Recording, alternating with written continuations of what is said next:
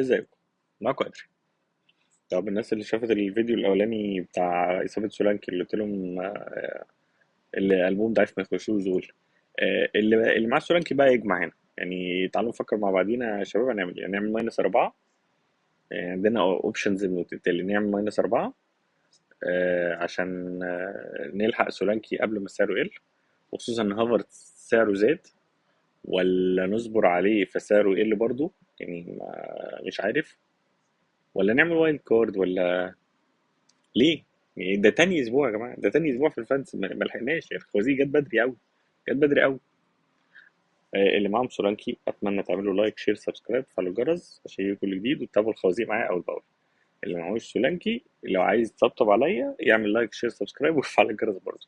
مش عايز تطبطب عليا ويقعد يتريق، براحتك، حقك، ما انت معكش سولانكي، ما اقدرش اقول لك حاجه. انت برنس.